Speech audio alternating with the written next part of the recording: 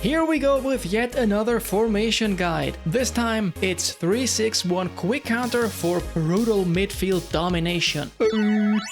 Here comes Pippa. Welcome everybody! As usual, you probably know this by now. I will explain everything in great detail. All the players, playstyles, what their tasks are, defensive and offensive patterns, instructions, and as always, everything accompanied by relevant in-game footage. We are playing 3-6-1 quick counter. Let's look at the defensive patterns. When defending, we're having a wall of 6 players almost next to each other in midfield, giving you a lot of pressure and interception potential. Behind them, we have 3 defenders whose main tasks are falling back to deny through balls and stall the game so the massive midfield can return and help defend. Patient defending is very important. Don't rush unless you have a very good reason to.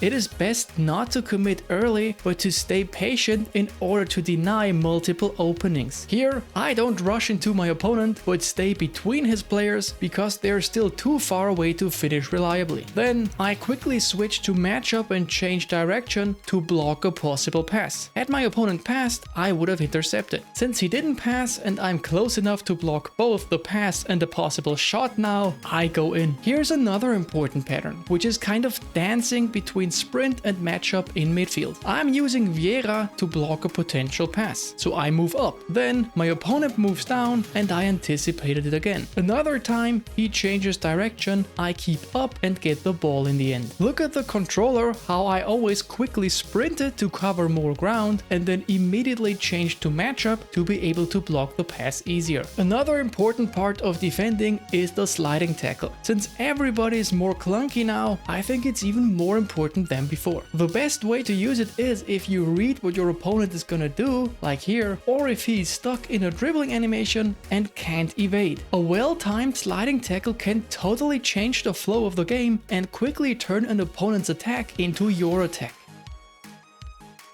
A very great asset of this formation is the narrow midfield. Since pressing was nerfed overall, having many midfielders close to each other is a good way of compensating for this and making it harder for your opponent to get through. Sometimes, if a through ball gets through and you're not sure if your defenders can keep up, make sure to take out your keeper very early. If you time this well, you can solve the situation this way. For the goalkeeper of this formation, use an offensive one. I use Neuer. He will do well against all the through ball spamming.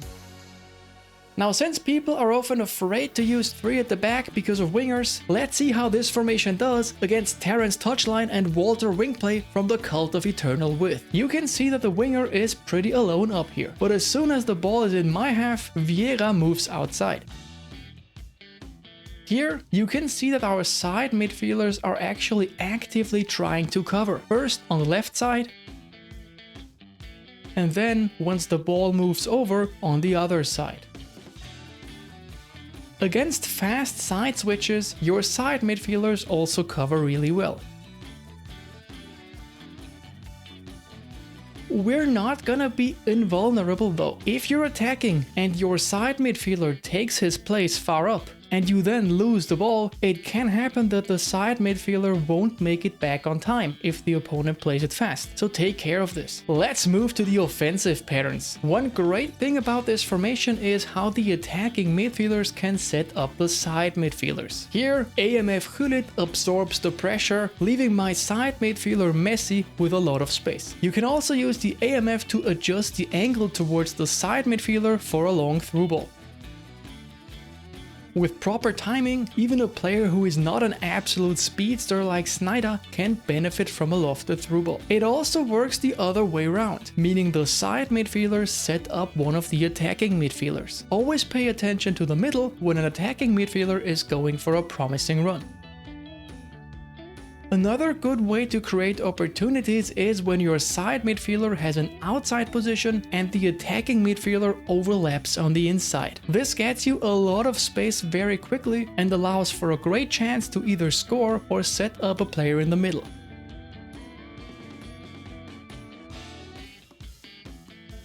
You don't need to hurry with this formation though, especially in midfield. You can carry out your attack slowly and wait for good opportunities. Like here for example, I not only wait for Hüli to make the run, but also until there are many opponents close to Baggio, which grants my other players more space. One thing I love about this formation is how many options you have, especially in midfield, but generally everywhere. With the new update, it is easier to stay in possession and at the same time create opportunities. Like I get a corner kick now, it has already been 5 in-game minutes and my opponent has yet to control the ball. And it doesn't stop here.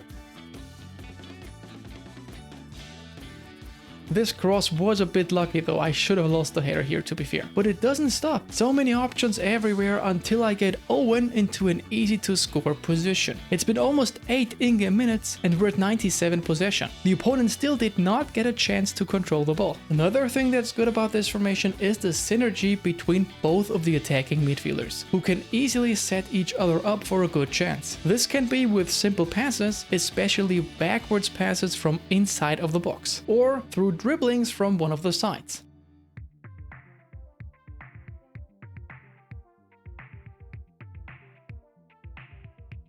Or with a well-timed through pass. You can include a lot of different players in your attacks, and don't be afraid of passing back or keeping the ball for a bit to wait for a good opportunity. Like see here, I pass back, I switch the side to the other side midfielder, then move the ball up the middle.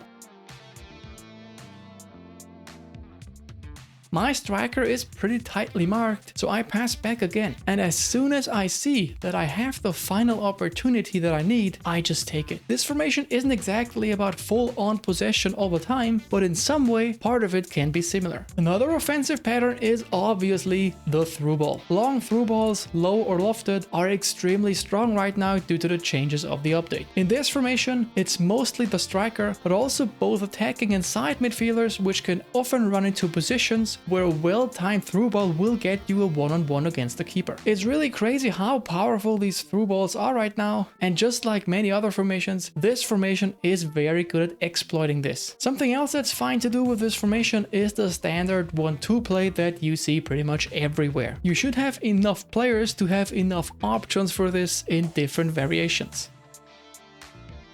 This was an abnormally crazy manual save by my opponent, by the way. You can use 1-2s either to proceed through the midfield or to create an opening to run towards the goal. What I also like to do is use my keeper to either switch sides or accelerate the game. Since pressing is not as strong as it used to be, it is easier to find a good unmarked option this way. It's a pretty reliable method to quickly get the ball to somewhere else without a big risk involved. You can not only do this to the sides, but also to the striker, because he will run backwards for a bit then, which leaves the defender marking him with little chance to even contest the header. Lofted balls to the striker are a good way to begin an attack, as he can head it to whoever has a bit of space nearby.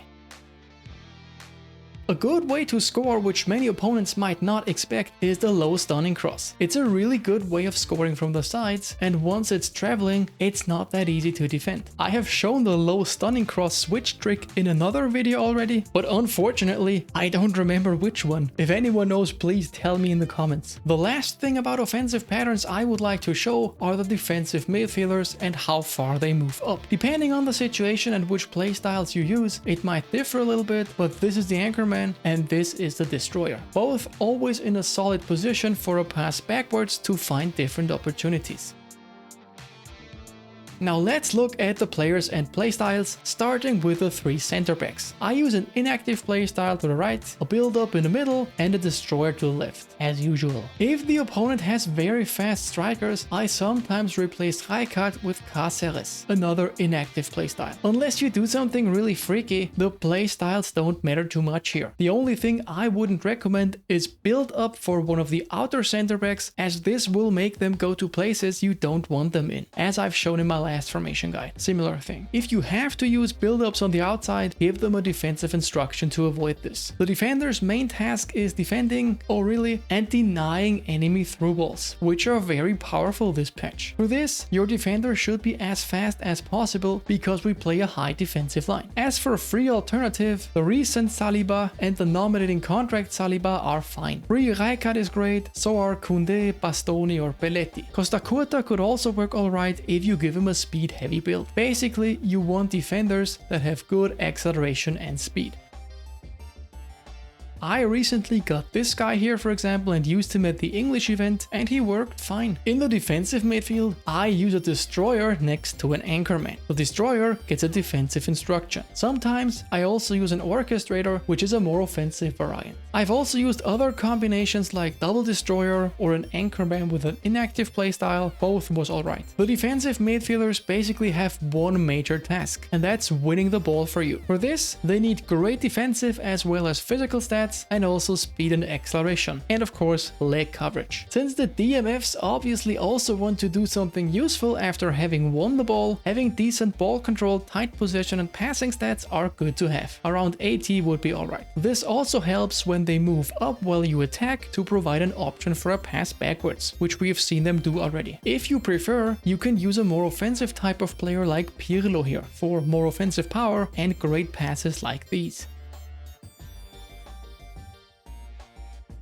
For free-to-play alternatives, Tchouaméni is the obvious choice. Belletti or Showtime Kanté are also alright. And of course, the new daily game Rijkaard. For the side midfielders, I use whole players or inactive playstyles, like Hoeneß or Messi respectively. Great speed as well as good finishing is really important for them because they will often get into promising positions. Dribbling is also really important to have because it will help them get into great positions either for themselves or to set up another player. As we've seen at the defensive patterns, both side midfielders will run back to defend when the opponent has the ball. For free alternatives, you could use someone like Phil Foden or Vinicius. Pedro Neto is also a great option, or even the sort of free Pires, despite being a creative playmaker. Players similar to these should work fine. As attacking midfielders, I prefer whole players or inactive playstyles like Ribéry and Gullit. They're both super fast and can finish well with both feet. That's super important. Ribéry is more of an offensive choice due to his amazing dribbling, whereas Gullit additionally contributes with his height and defensive capabilities. I've also tested creative playmakers here like Baggio or Van der Vaart, and they worked really well. The attacking midfielders are either finishing on their own or looking for another player in a better position for this one to finish. The very high weak foot proficiency is really important because you'll often be in positions where a weak foot shot is a great option rather than having to turn around for the stronger foot. Dribbling is super important as well because you often get into amazing positions just by dribbling through one or two players, allowing you to score. One feint I really like for them after the update is Marseille turn. It's extremely powerful now and very useful in many situations. Just like the side midfielders, the attacking midfielders will come back to help defend. Sometimes you're able to win the ball pretty far up this way, allowing you to... Rummenigge, what? As for free alternatives, nominating contract Bellingham is a great choice if you want to include a player with a profile similar to Gullit. Ideally, you want fast players who can dribble well and finish with both feet. Just like in my long ball formation guide, Sneijder and Van der Vaart will do really well here. Of course, not everybody has players that fulfill all the criteria, so you could also just use somebody like Bernardo, Camavinga, or even Ødegaard and focus on what they do well. You saw it, I use them as well. The last position, the striker. I think a goal poacher is best here. I've also tried an inactive playstyle and the fox in the box. They still worked well, but I prefer the goal poacher. I always give him a counter target instruction. One of the most important stats are acceleration and speed, to be able to outrun opponents easily for the long through balls. Having some physical contact is good, especially to weasel your way through the defenders in head-to-head duels. It also helps with aerial duels. Phenomenal finishing is also really handy to have for these off-angle shots while turning. Just like for the attacking midfielders, very high weak foot proficiency is super important because it makes your striker a lot more flexible and less predictable. If you have a striker without very high weak foot proficiency, at least make sure he has outside curler to compensate a little. Good free alternatives here would be Michael Owen or the French Mbappé. Basically, a very fast striker with decent dribbling that can also finish and ideally has a great weak foot, if possible. If you prefer, you could also use a bulky striker like Batistuta. As for sub tactics, you could just use anything you like, probably with 4 at the back in case your opponent overwhelms your defense. This one here, for example, which I also made a formation guide for, would be a nice and easy to use formation to switch to if necessary. You could also use it with long ball counter if you like. That's it, folks. I hope this formation guide helped you. Let me know if you liked this video. I'd love if you subscribed, liked, or commented. Until then, guys, take it easy. Shaka!